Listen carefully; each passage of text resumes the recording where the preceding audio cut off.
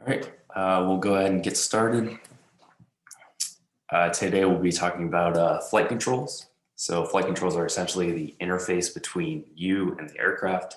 So when you want the aircraft to do something, you got to use the flight controls to tell it what to do. So it's your main job as the pilot when you're flying the airplane is to use the flight controls correctly, know what they are, and how to use them. Go ahead and share my screen.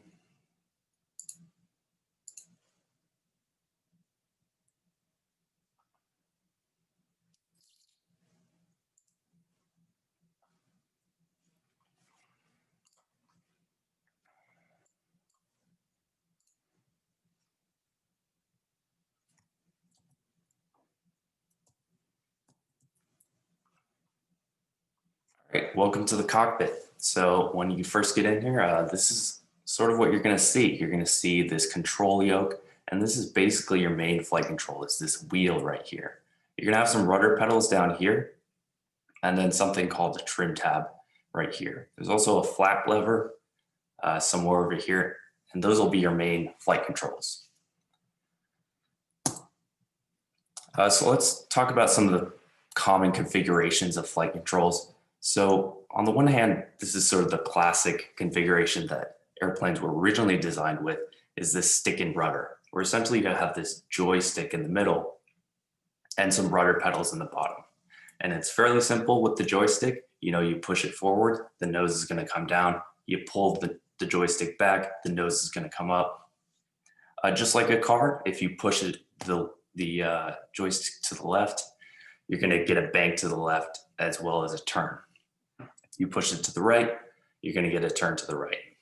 The rudder pedals down here, you typically use them to taxi on the ground, but in the air, they control something called yaw, which probably not many of you have heard of, but we'll talk about that in just a moment.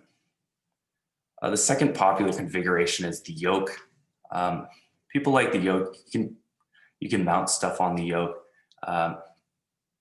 It might be a little more intuitive for people who are used to driving cars because it's got that kind of steering wheel look. But again, just like a car, if you turn the yoke to the left, you're going to get a turn to the left. If you turn the yoke to the right, you're going to get a turn to the right. But with an airplane, we're obviously adding that third dimension. So if you push the yoke forward, the nose is going to come down. And if you pull it back, then the nose is going to come up. So push it down, the houses get bigger. Pull it back, the houses get smaller. And again, you have these rudder pedals on the bottom. They're used to taxi, but they're also used to control yaw, which we'll talk about in just 1 second. So aircraft have 3 axes of rotation. The first one is the longitudinal axis from the nose of the aircraft to the tail. And this controls roll. So you can sort of imagine the airplane rolling around this axis. The wings are sort of moving up and down like this. The second one is the lateral axis, which goes from wing to wing. And this is your pitch. So your nose coming up and down is called pitch, and this is controlled by an elevator in the back. And both of these are going to be controlled by either the stick or the yoke, or some combination. Basically the stick or the yoke. Finally, we've got the vertical axis, which runs through the center of the airplane vertically. And this is controlled by the rudder. Again, this is called yaw, and we'll sort of see a demonstration of this in just a second to give you guys a better idea. Sorry. So I had a GIF here. Sometimes it works, sometimes it doesn't, but I'm just going to exit out real quick so you guys can see this GIF, GIF, whatever you guys want to call it. So you guys see it, it's sort of smaller down here. So there's pitch, the nose coming up and down around the lateral axis right here. There's roll. And finally, yaw. So yaw can be kind of confusing because we're rotating around this vertical axis. It's not something you'd intuitively think an aircraft might do. So does anyone have any questions about this or confused by this picture right here? Or does everyone sort of get it? Again, roll, yaw, and pitch.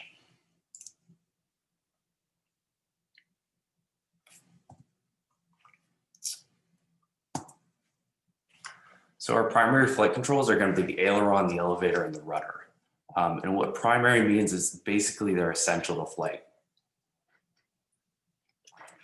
They're essential to operating the aircraft safely. So let's go through these one by one. So ailerons create, ailerons bank the aircraft by creating more lift on one wing. So if we look over here, we've got these kind of flaps on the ends of the wings that kind of move in opposite directions. And when they move in opposite directions, they create a difference in the amount of lift on each wing. So you can sort of see one wing over here would have this aileron pointed down. Again, we're going to deflect the air downwards. This is going to create more lift. More deflection means more lift. On the other wing, we're going to have the aileron coming up. What this does is sort of spoils the lift a little bit and reduces it. So if we have one wing creating more lift and one wing creating less, we're naturally going to get a bank in the aircraft. So again, the aircraft's kind of gonna bank like this. We're gonna get our lift vector like this. And when we have a lift vector pointing like this, we're gonna have a horizontal component of lift that creates the turn, as well as the vertical component. It's gonna be up here.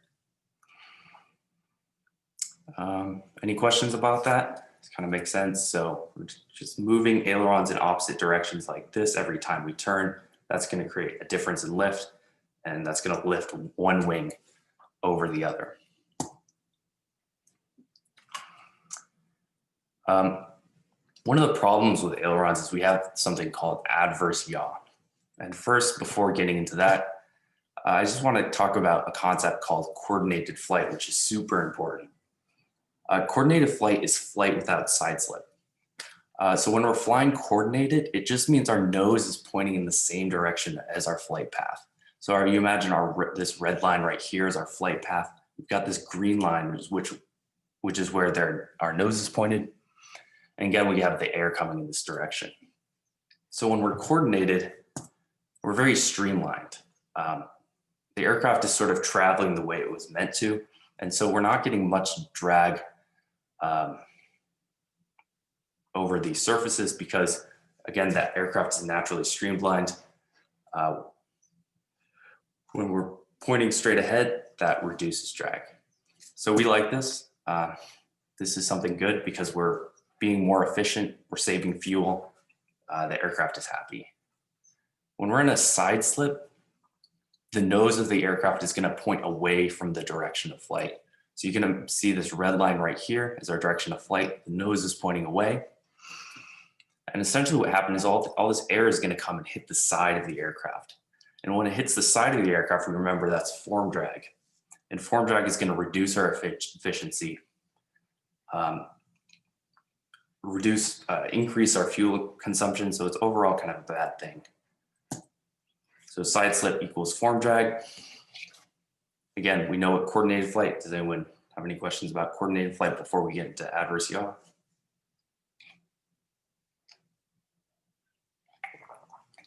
Nope, good. So what happens is with adverse yaw, we don't like side lip slip. So what happens is with the adverse yaw is we're creating more lift on one wing. And remember from last time, more lift means more induced drag. So essentially what this means is this wing here is creating more lift. More lift. This wing right here is creating less lift.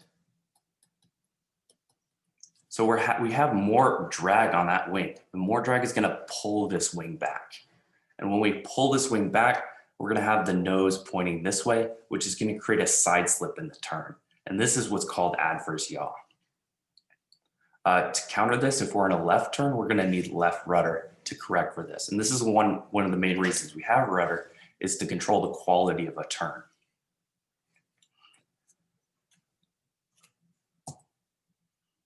Another problem with ailerons is something called an aileron stall. So an aileron deflection could be the straw that breaks the camel's back. Say we're already at a high angle of attack. And on this side of the wing, we throw down our aileron. Well, we've increased the camber of the wing, which is going to change the chord line and thus increase the angle of attack. So we've increased the angle of attack by putting our aileron down, and we could potentially cause a stall. And what happens is that we're going to have one wing that stalls. And we're going to talk about in just a second why this is potentially really bad. So aircraft manufacturers know this. One way they correct for this is they have different angles of attack on the wing. So towards the root of the wing, we're going to have a higher angle of attack. And on the end of the wing, we're going to have a lower angle of attack. And this just means that at high angles of attack, the root of the wing is going to stall first. Sorry. So the root of the wing right here is going to stall first. And the section where the aileron is going to stall last. And this just means when we're in that phase of the stall, we're still going to have some aileron authority to be able to help us recover. And again, this is done with something called a dihedral, where the wings are essentially angled up a bit.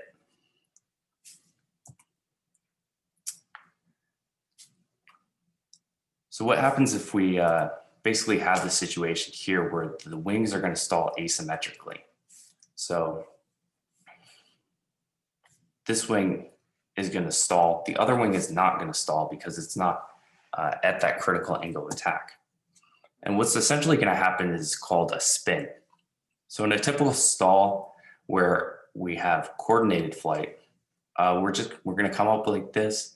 We're going to increase our angle of attack, and then the aircraft is going to come down because both wings stall at the same time. In a spin, what happens is we're increasing our angle of attack up here. One wing stalls over the other, and the aircraft is going to sort of flip and spin over itself. So we can see right here, one wing is going to stall first, so we're going to roll this wing down, and we get caught in this spin. And this is particularly dangerous because in one rotation of a spin, we can potentially lose 1,000 feet of altitude. So if we're really close to the ground and we spin, we're in a lot of trouble.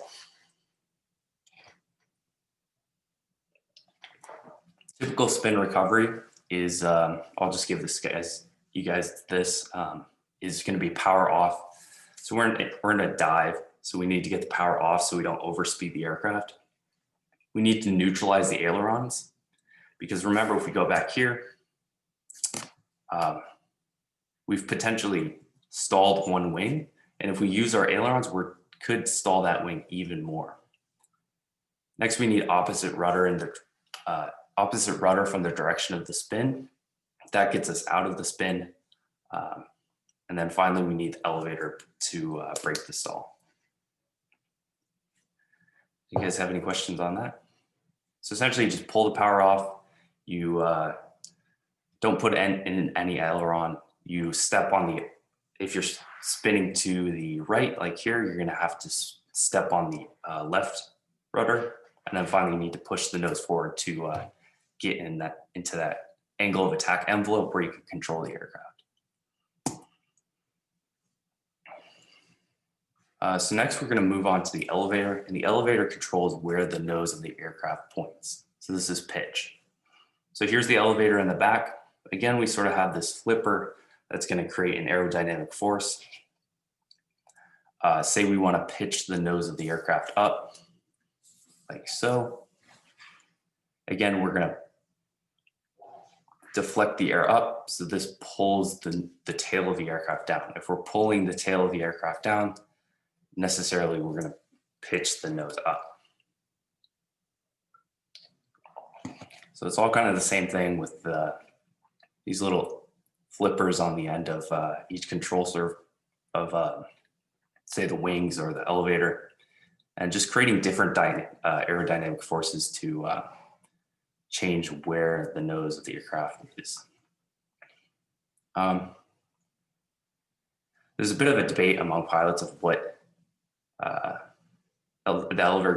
elevator controls. Most obviously is it controls where the nose is, which is pitch. We also say it controls airspeed. So you think if you pull the elevator back, your nose is going to come up, you're going to be traveling slower. If you push it down, you're going to be traveling faster because you're kind of on the slope downward. But really what your elevator controls, and what's most important to remember is that elevator controls angle of attack. And I hope I made it clear in the last lecture that angle of attack is super important.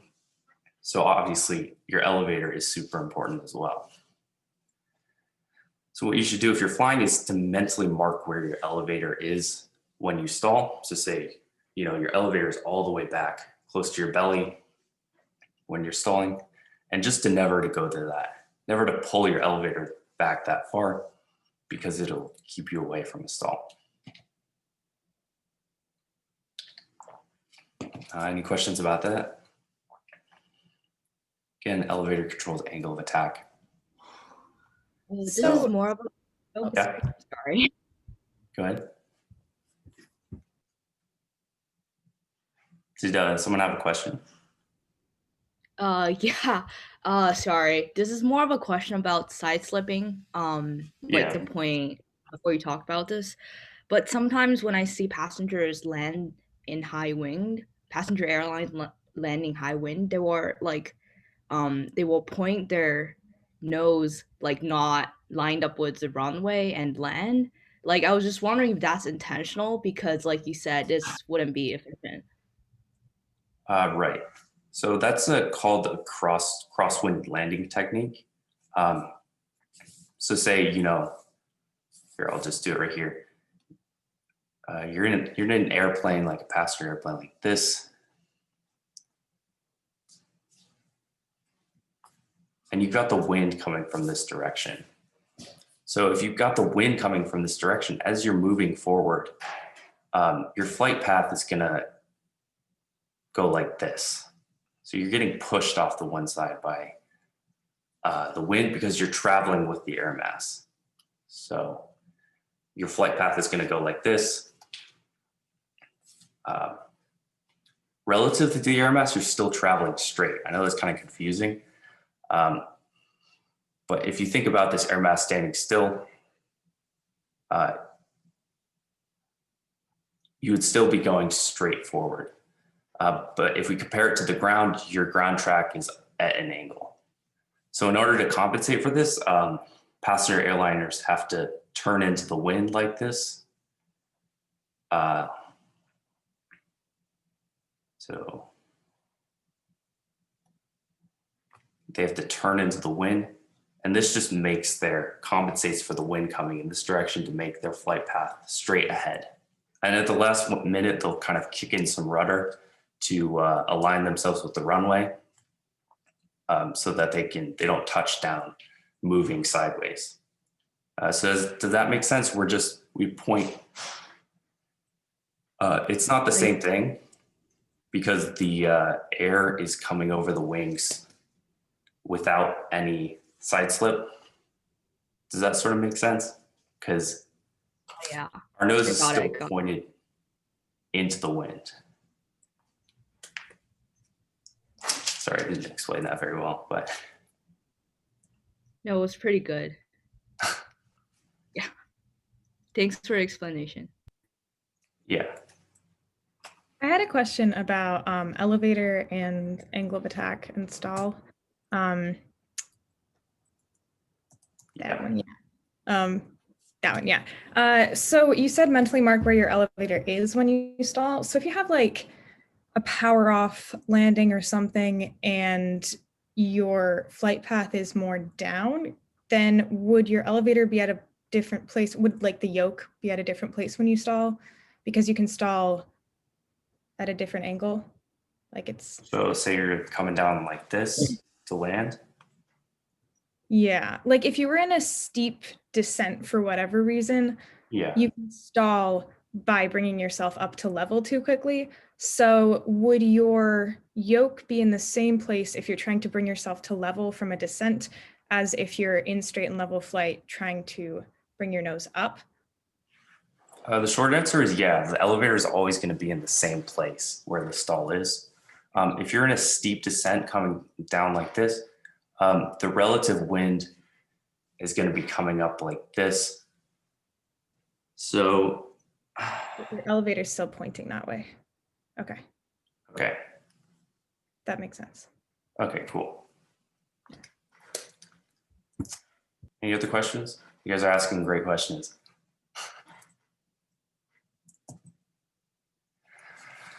So the rudder is the same thing.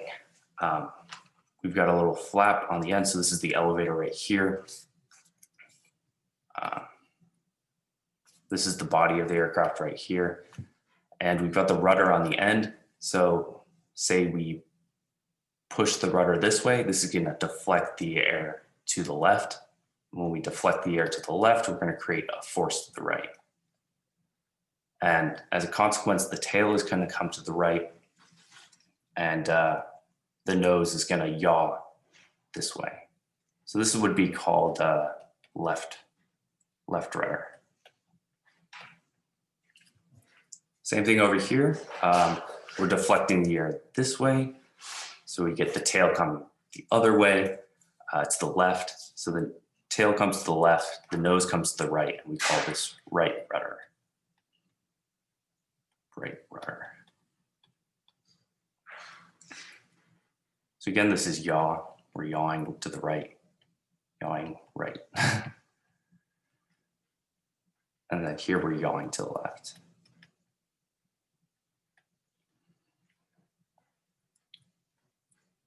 And rudder controls the quality of the turn, like we said before.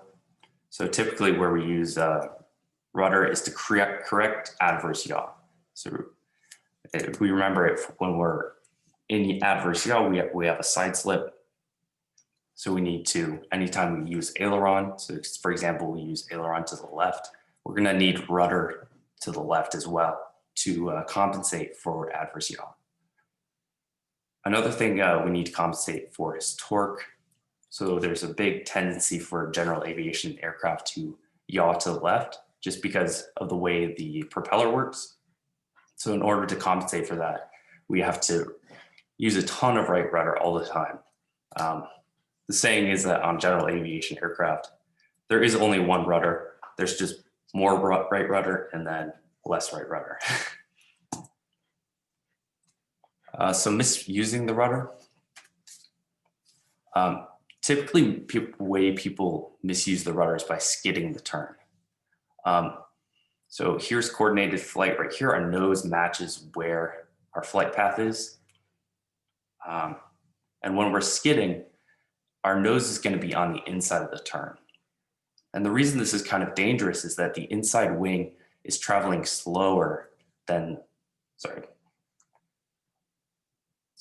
the outside wing.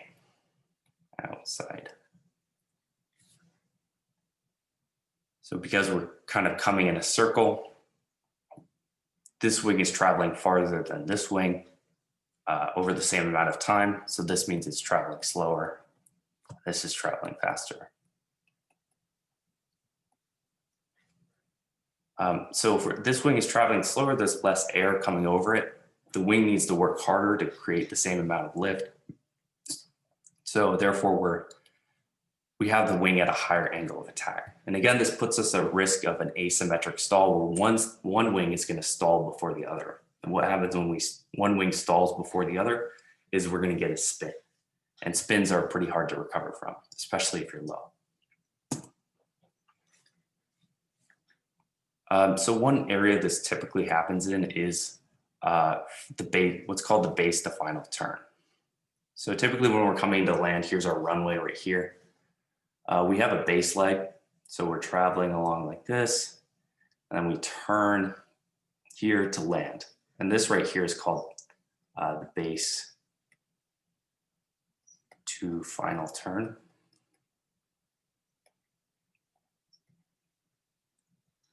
So where typically people get themselves in trouble with misusing the rudder is they come along for their base turn and then they overshoot over here. And then they try to turn, they realize, oh, I'm overshooting the runway. I got to kick in a ton of rudder. So I have to yaw to the left to get back on the flight path over here.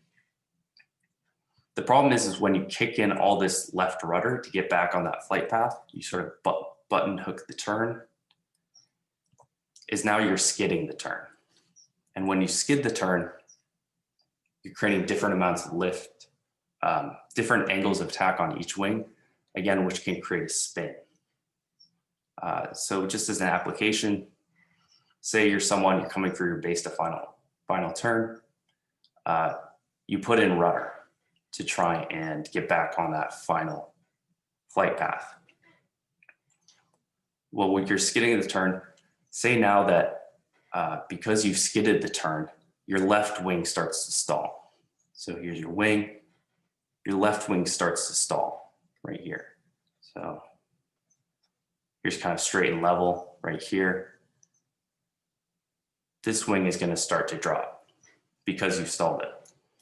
Well, what's the natural reaction in the cockpit is because this wing is dropped, you want to pick it up with aileron. So you're going to turn your yoke to the right. And when you turn your yoke to the right, what is that going to create?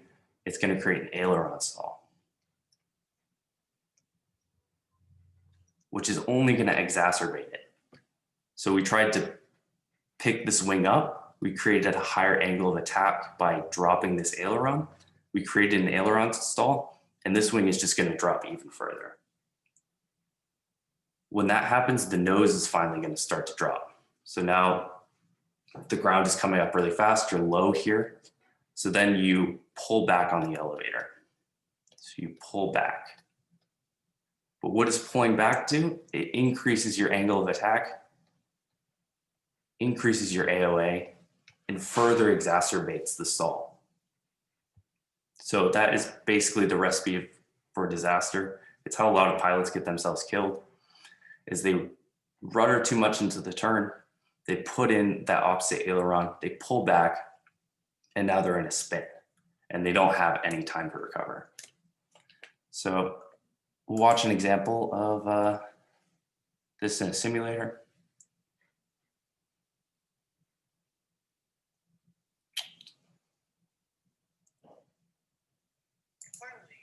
Demonstrate, the hazards of spinning the pattern.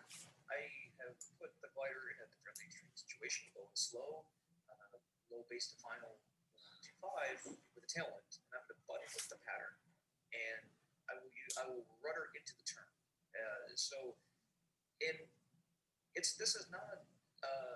This is not such an inconceivable situation because if you're not familiar with dealing with the tailwind on base leg, and especially if you're low, the trees are going to be zipping by really quick because you have a pretty high ground speed, and if you get lower, you look like you're going faster. So my ground speed is about 60 knots, even though my airspeed is about 5, and so it's pretty easy to get pretty slow in this kind of situation. And I'm going to intentionally button hook, and I'm going to intentionally drive the rudder into the turn, and you'll see how quickly and easily you end up putting yourself in a very spin-prone situation. So if I keep it slow, and suppose right about now I decide to start turning, right? And at this point I've already delayed the turn too long, and so if I start turning and I start ruddering into the turn, and I start putting that opposite aileron, here it goes. And what ended up happening here, the reason that glider departed on me, right, is because I started ruddering into the turn to the right. As I started ruddering in, I started putting in opposite aileron to stabilize the turn, and I started pulling back because as you start turning, you need to start pulling back, and the trees were coming up real quick on that button hook. So and as you do this, you have a skid, you're aggravating the skid with opposite aileron, and you're pulling back in order to get the turn going. And so, then what ends up happening there is this sort of thing. And so, I mean, here there's a combination of factors, obviously. I mean, it wasn't just one thing. You're in some low, like I set myself up in a low and slow based on with the tailwind, ruddered into the turn of a button hook. I mean, you address any number of those different things, and then you won't have the same outcome. But my point here is that you have to be really on top of your technique, and if you have a habit of ruddering into the turn, that basically if you allow yourself to get a little bit too slow, and you start loading up that glider, that the glider will want to depart on you like that, and you really, really, really need to pay a lot of attention to making sure that you are coordinated, or maybe in a tiny skosh of a slip when you're making turns, especially in the pattern.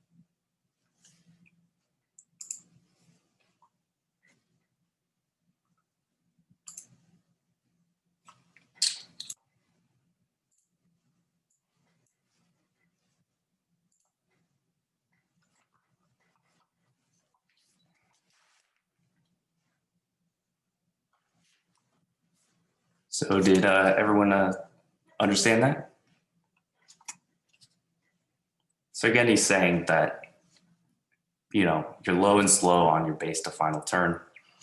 You get slow, you overshoot the runway, you rudder into the turn, the wing starts to drop, and you use aileron to compensate for that, but that's the wrong move.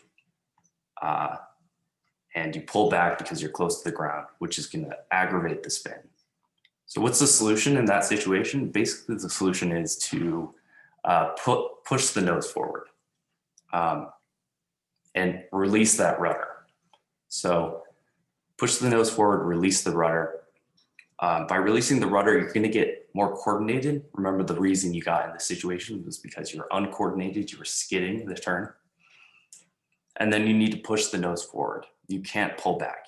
No matter how close to the ground you are, if you pull back, you're only going to make things worse. You have to get into that envelope of angle of attack where you can actually control things. So typically, the only way you can really die in these situations is if you go into the ground nose first. And you can really only go into the ground nose first if you're in a stall. So it's much better to kind of ride it in with some control rather than stalling your way in. Again, we're going to return to this this thing called torque, and that this is the fact that propeller-driven aircraft tend to yaw to the left.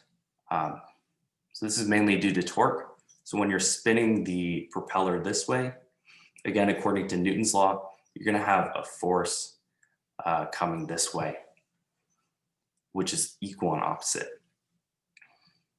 There's a couple other explanations, which is P factor, which means basically the descending propeller is going to have a higher angle of attack than the ascending propeller. And this is going to create more lift on one side, typically the left side. That's going to pull the aircraft to the left. There's also gyroscopic slipstream. And this is the idea that as the air kind of goes back over the airplane, it kind of goes back and hits the rudder.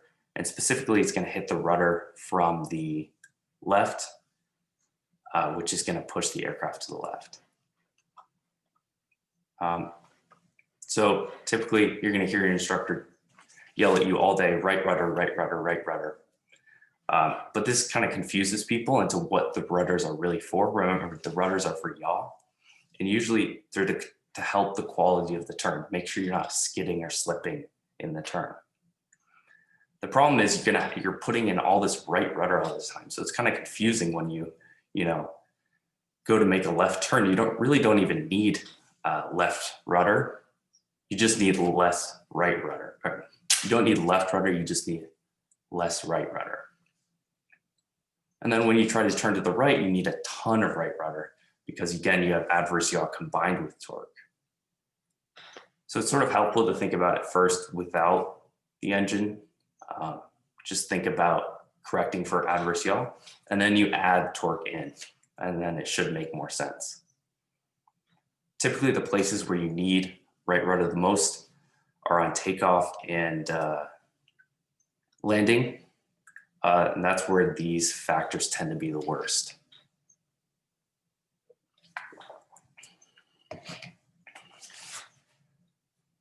So that was primary flight control. So again, that was the elevator, rudder, and aileron. Does anyone have any questions about those flight controls before we get into secondary flight controls? Yeah, Charlie? Is torque still an issue in like 2-engine propeller aircraft, or can they have the propellers turn in different directions to counteract that? Yeah, that's a great question. So the answer is yes, they can sort of spin in opposite directions to counteract, yeah, exactly the effect we were talking about. One of the interesting things about multi-engine aircraft is when one engine fails, this becomes basically twice as bad. So typically what happens is one engine will fail on takeoff, and then you've just got a ton of yaw to correct for. You basically have to stomp on that rudder. But yeah, the effects of this can be diminished in multi-engine aircraft. But typically when you start out, you're flying single engine, so that torque is always going to be there for you to correct. Any other questions? That was a great question. I have a question on the base to final turn. So if you get in a situation where you overshoot final, then is the correct course of action to just go around? Yeah, basically. If you're in a powered aircraft, just go around. So basically what she's talking about is where you just plug in full power, and you just do another circle to come around and land. In a glider, you don't really have that option, so you have to be a little more careful when you're doing your base to final turn. But yeah, absolutely, if you ever get in a situation where you think, oh yeah, you might spin, yeah, you should just go around. Yeah, I was just going to ask if you were powered off for some reason or doing a glider. So if you really do overshoot, then do you just try to land farther down the runway and like gradually correct a little bit with aileron? Yeah, so yeah, that's basically what if you have the room just to land down runway, that's definitely the safer option.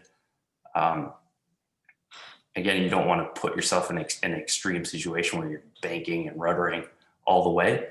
So yeah, it's definitely better just to keep it smooth, keep the flight control corrections kind of small, rather than risking a spin or a stall. Yeah. So yeah, just land further down the runway. And even if you don't have the room, it's better to stay within controllable flight than to be kind of risky. Any other questions? All right, so next we have secondary flight controls. And secondary flight controls just improve the performance of the aircraft. So primary flight controls are essential. Secondary are kind of add-ons to help the pilot out. The first one is trim. So trim is something I had trouble with, especially when I was starting out, in that I didn't really use it as much as I should have. Basically what trim does is it neutralizes your stick forces. So imagine you didn't have trim, and say you need to pitch the aircraft up or push the nose down. Well, if you don't have any trim, you have to keep that deflection in there. If you're, say, climbing for 3 minutes, you got to hold that stick force, say 4 or 5 pounds of force all the way up. So that's pretty taxing on the pilot, if you're holding the stick back or pushing the stick forward. It tires out your arm pretty quickly. So really what trim does is it removes that burden from the pilot. It neutralizes your stick force. So say you're pulling back on the stick, well, you can just sort of use the trim wheel to trim nose up, and the stick force is basically going to go away to the point where you can just let go and it's going to stay in that same attitude. So pilots without trim would have to have to hold control inputs indefinitely. And basically what trim does is we have this little tab here.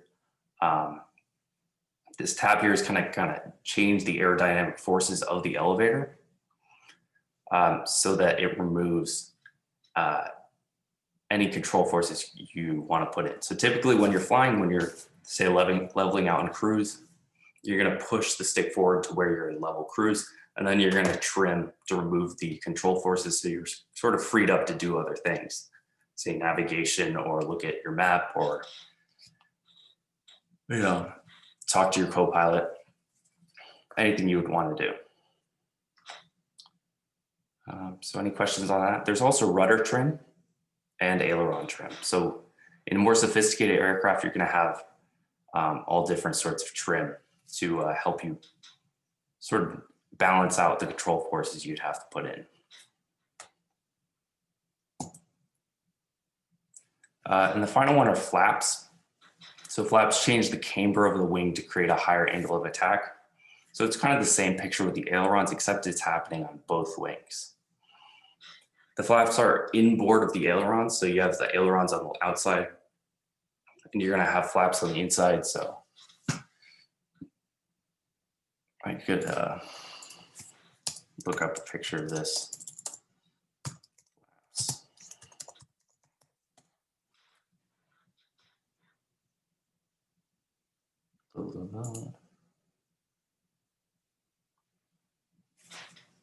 Again, so your flaps are going to be right here, and then your aileron's going to be out here.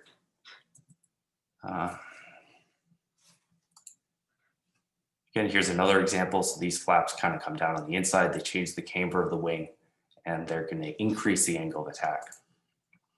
Basically, what this allows you to do, is they allow you to create more lift at the same speed at the expense of more induced drag. So if you're creating more lift at the same speed, this means you can land and take off slower. So say you're without flaps, you might have to land at 70 knots, but if you add flaps, now you're creating more lift for your given airspeed. You could slow that aircraft down further and say land at 60 knots. So that's kind of the usefulness of flaps. It also creates a ton of drag, so it is a bit inefficient, but it's going to help you during takeoff and landing. So questions, I'll give you guys a couple of minutes to look at these, and then I'll go over them. And then we could review anything you guys were confused about.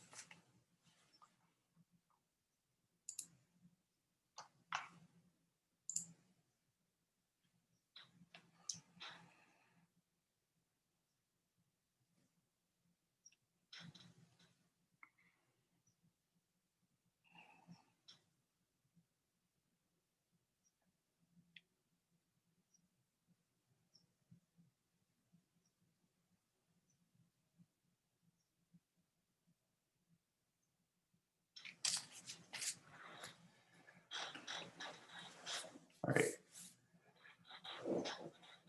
Are you guys done? All right, I hope so. So what is a spin caused by? It's basically caused by one wing stalling before the other one.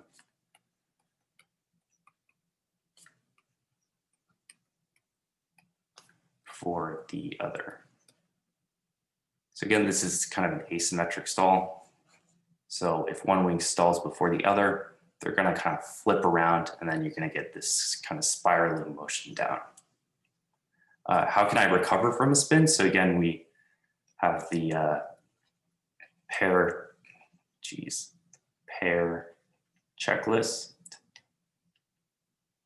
And this is power off. So you want to keep the aircraft from exceeding its VNE speed, and basically VNE is the speed you should never exceed. So in a typical like general aviation aircraft, it's like 160 knots. So power off. Ailerons neutral. You don't want to cause an aileron stall, which could further exacerbate the spin. You need to rudder in the opposite direction of the spin. So if you're spinning to the left, you need full opposite rudder to get yourself out of the spin. And then you need the elevator forward.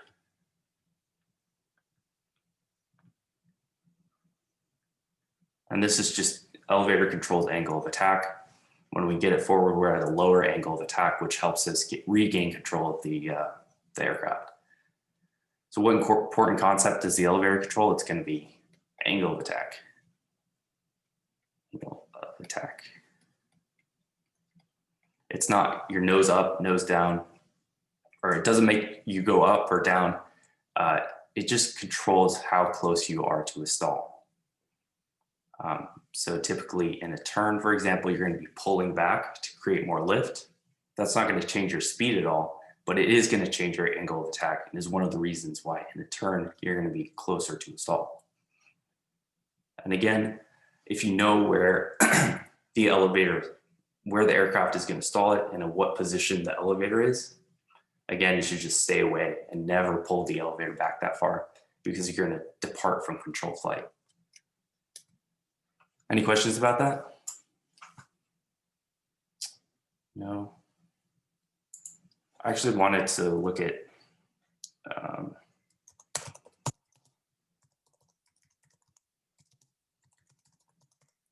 Angela's question.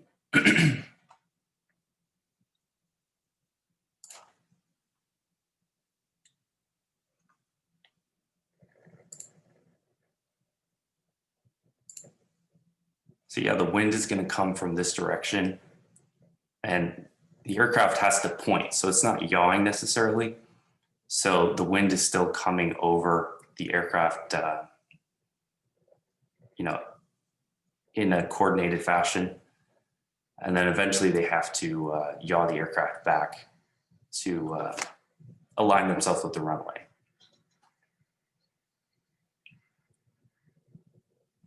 So pretty interesting.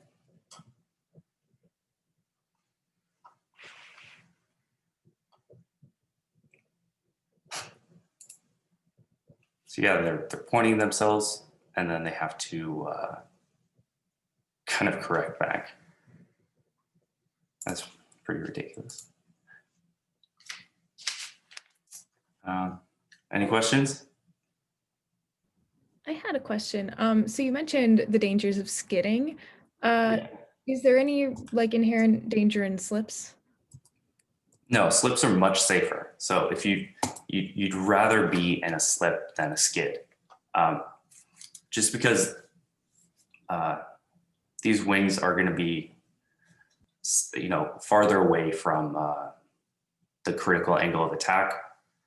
They're both kind of traveling at the same speed. You're still creating drag, but it's not as dangerous if you have the nose on the inside of the turn.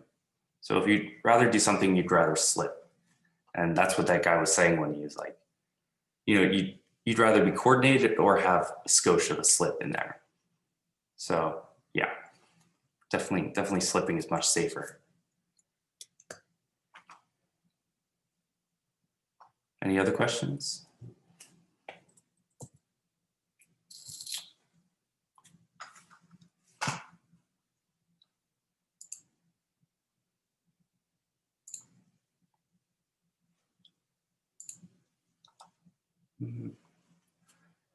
Well, that's all I had for you guys today. So if you guys have any questions, let me know. On Wednesday, we'll be talking about aircraft systems. So everything from how the engine works to how the electrical system works.